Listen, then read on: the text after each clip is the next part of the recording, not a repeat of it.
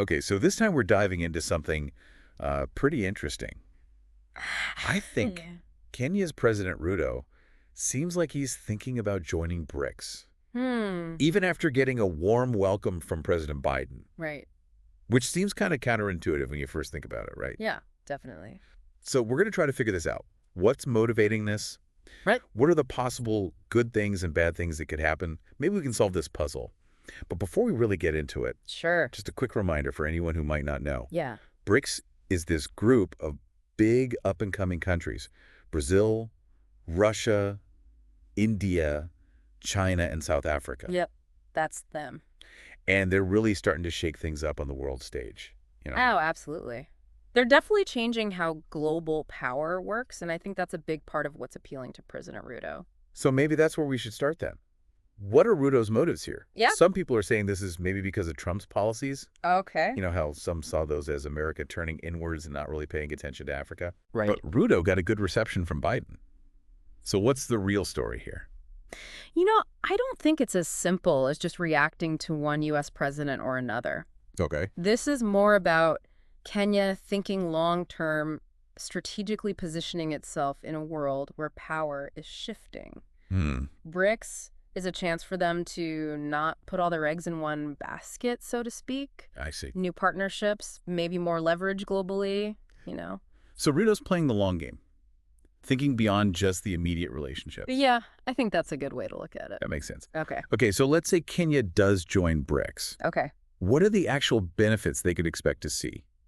Like concretely? Well, there's the potential for more trade and investment coming in from BRICS nations. Right. Especially in key areas, infrastructure, technology. Yeah. Kenya could see a lot of investment in its ports, railways, its digital networks. Yeah. And that would boost their economic growth. So it's like a fast track to development in those areas. Potentially. But isn't that kind of where the whole geopolitical blunder thing comes in? Oh, yeah. That's how the sources put it. Right. Getting closer to BRICS, won't that risk alienating Kenya's Western allies? Yeah. The ones who give a lot of aid and investment right now. Absolutely. It's a delicate balance for sure. Yeah. There's definitely a chance that Kenya's Western partners see this as a move away from them. And then that could mean less aid or investment. So how do they avoid that? Can Kenya really walk this tightrope? It's all about diplomacy and being really clear in communication. Okay. Kenya would have to reassure its Western partners that joining BRICS doesn't mean they're abandoning existing relationships. Right. It's about having more options, not switching teams completely. It's kind of like what happens in the business world. Oh. Companies usually try to have lots of suppliers and be in lots of markets to reduce risk and find new opportunities. I like that analogy. Hedging your bets, but on a global scale. Exactly. Now, our sources also mentioned South Africa. They've been in BRICS for a while now. They have. What can Kenya learn from what happened with them? It's been mixed for South Africa. Honestly, Right. They've definitely seen benefits. Okay. More investment from China, especially in infrastructure. And they can get funding from the BRICS New Development Bank. Right. But some say the economic gains haven't been as big as they hoped. So not a guaranteed win. Any specific examples where things didn't work out for South Africa? One thing that comes to mind is technology transfer. Okay. China has invested a lot in infrastructure, sure. Yeah. But the argument is they haven't shared as much know-how as they said they would, which kind of leaves South Africa having to rely on Chinese expertise. So Kenya needs to be smart about how they work with BRICS members.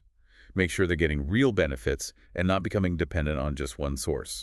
Exactly. They've got to negotiate everything very carefully, make sure it's a fair deal, and that they're building partnerships that are sustainable, This is really interesting. Okay, so let's zoom out a bit here. What does this whole Kenya-BRICS situation tell us about global alliances in general? I think it really highlights how we're moving toward a multipolar world. Okay.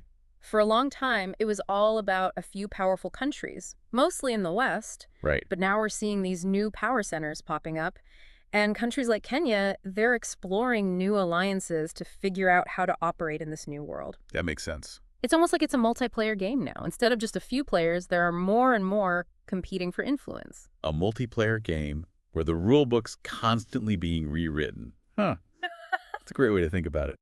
And that brings up to the big question. What's that? What does all of this mean for the future of global alliances and international relations? Any thoughts?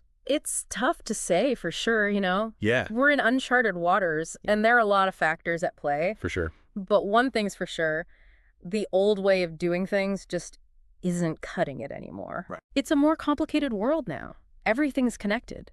Traditional alliances are being reevaluated.